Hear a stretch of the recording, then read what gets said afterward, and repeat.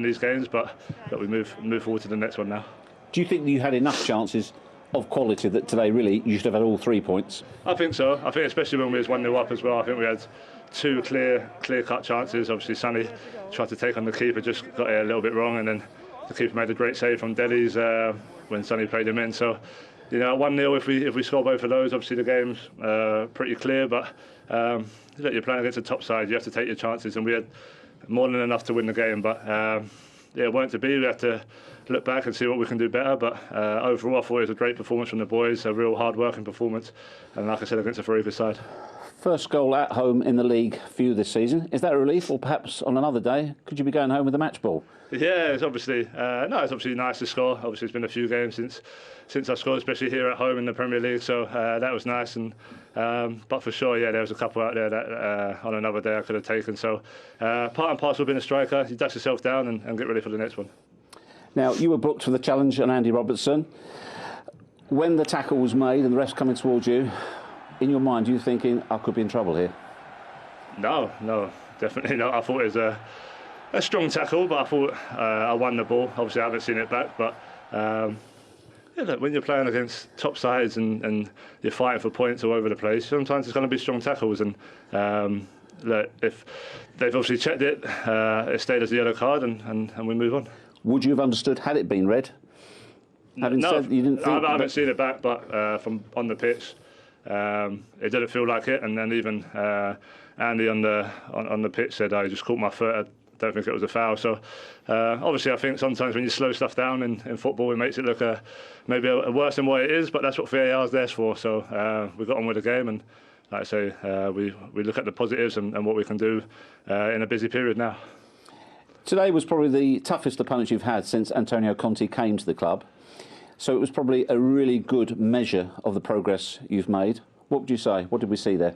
Yeah, I think there's definitely progress. I think from obviously the performances before Conte was in and since, obviously we've built up a good momentum in the league. We've picked up some good results. But yeah, like you said, today was probably the toughest game we've had against the toughest opponent.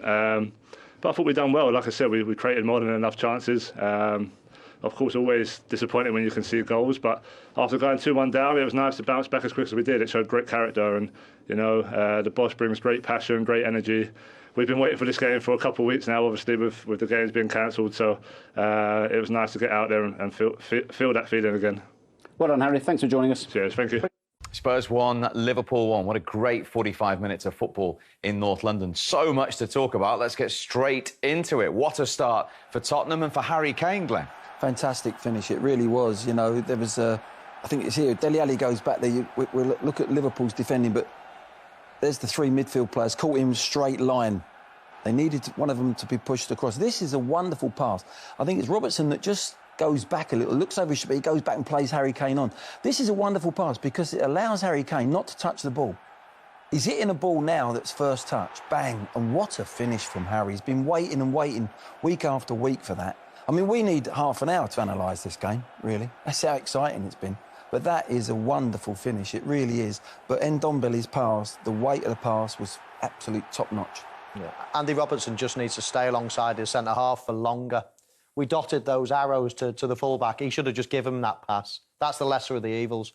As it was, he took one stride out of place and that allowed that ball to be slid alongside Harry Kane, and he does the rest. And Liverpool could have easily conceded more goals in that first half. Yeah, we said off air that, you know, Tottenham might regret this at the end of the game because they had so many chances first half. Steve, they should have... Liverpool could have been out of sight at half-time if they had took them. Again, Harry Kane, I think, sets up Son here, and it's just a little bit too much pace on the cross. I think, Steve, he's just really stretching for Son to try and get over, and it just bounces in front of him, as you see here. It's a difficult chance, but it's a good chance, 2v2 at the back. I think that's the thing. They've been 2v2 so many times, Liverpool, prepared to put their full-backs in front, and they've left their centre-backs 2v2. Now you've got the third man running. Dele Alli approaches here. Look, it's a fabulous save. He's got to score phenomenal. Yeah, it's a great angle there. That is a phenomenal save. That's a great save. But we talked about Dele Alli before the game. Maybe he's a bit rusty. Maybe in the past with a bit of cheekiness, a bit of game time, he would have dinked that over him because Alisson's gone early there. That's a brilliant save, don't get me wrong, but maybe Dele Alli... I mean, when it happened, I thought he's missed the target, but he didn't. Actually, he's hit the target. He's going in the corner, and it's such a save. Less than 6 minutes later, Liverpool level. How good's Jota in the air? phenomenal. For someone so small, he times it well, he heads it well. Andy Townsend said in commentary, how many goals does this lad score with his head? And he's right.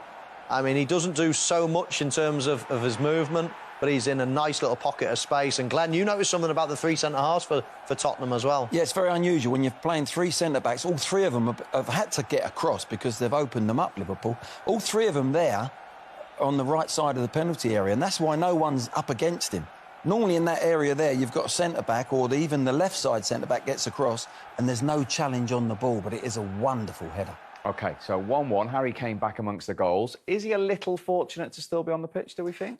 Well, I think we all agree. I think he is. I really do think he is. Probably because he slid low, but where he catches Robertson, he gets a yellow for it. Because he's gone down low, he might have got away with it. But for me, I don't know about the boys, I think we're all in agreement here, are we, chaps? That could have been red. If he gives a red, I don't think he's got any qualms. Yeah, well, Andy's lucky he's just lifting up off the ground, because it could have been very different. It's studs, it's out of control.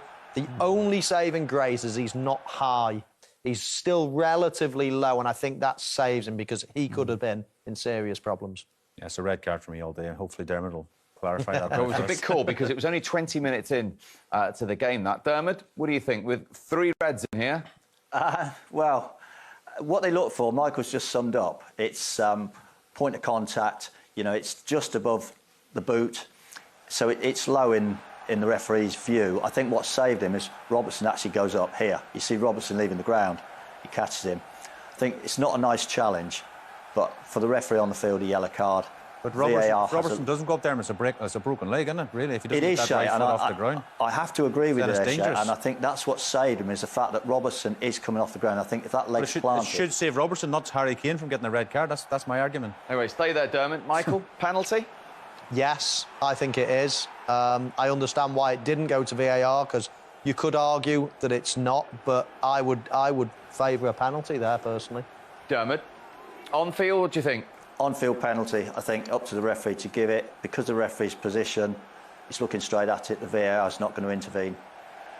Yellow card for Jurgen Klopp, he clearly thought it was a penalty. So just when we spoke earlier about the Newcastle one, the VAR have had a look at that, and in their opinion, they don't think it's a clear and obvious error. Is that correct? Absolutely, Steve. Shay? I disagree totally. I think it's a penalty all day long. Yeah, but do you think it's a clear and obvious error? 100%. I disagree with Dermot, disagree with the referees, I disagree with the VAR. I think it's a penalty. OK. You've done a lot of disagreeing today. Jurgen Klopp agrees with you. That is for sure. That one of many talking points. 4v2 in the box. There's 4 Tottenham players against 2 Liverpool players, and they're watching the ball, they're watching the cross come in. If one picks up Jota, he doesn't score the goal, but they're attracted to the ball. I think Dele Alli gets back into the picture as well. No one actually goes tight on Jota, and he's got a free header 6 yards out. Where they lost their shape, you know, we talked about Liverpool's midfield lost their shape for a split second in that midfield area, and Spurs scored off it. And Spurs, the back three, it's very unusual to see all the 3 of them over on the right-hand side. Then someone else has got to fall into that position and do the job. It's all right getting back if you're a midfield player, but if you go back in there, you do the job as a centre-half. You get your touch tight and you make sure you don't get any free headers. But it was a wonderful, wonderful header from Jota. OK, we will pause in our analysis, because we can go live to the Tottenham Hotspur Stadium, where Heung-min Son is waiting to join us, which is fantastic of him. Sonny, that was an unbelievable game to watch. What was it like to play in? Yeah, it was an intense game, obviously. Yeah, it was really, really hard. And end of the game, I felt like I couldn't run anymore. So, yeah, but even it's that intense game make you enjoy and yeah, really enjoyed the game. But obviously, I'm really disappointed. I feel sorry for the team that I had so many chances or so many opportunities that they killed the game. So yeah, I feel a little bit disappointed after this game. Were you surprised the amount of chances Tottenham got today? I've been thinking about it, so I think I'm really disappointed. I said before. So even first half we created so many chances because when you play against Liverpool or this kind of big team, you don't get as many chances as we had. So I think we need to kill this game. And yeah, look at this. I don't want to see it because it's a bit sad, but yeah, it's a bit disappointed afternoon. Sonny, it's Michael Owen here. I was just wondering, I know both players had lots of players missing today, injuries, illnesses, things like that. But when someone like Virgil van Dijk isn't playing, does that change your approach to the game? Do you think you've got more of a chance of getting these chances? Yeah, obviously Van Dijk is a great defender, and I think he's really important for Liverpool as well. But we don't obviously individually focus on individual players, so we had a game plan even who is playing. So I think for the weeks, and we were complaining, or we are preferring Liverpool games. So we were watching so many videos, clips, and yeah, I think the last 3-4 days we prepared really well. So I think even Virgil played, we would play the same way we played today. Sonny, Glenn Hoddle here. Did you enjoy playing closer to Harry Kane? Because there was times when both of you were left 2v2. Yeah, to be honest, I feel always a big honor playing with next side to Harry, because for me still Harry is one of the best strikers in the world. So obviously he played for the team at the moment, or for this season.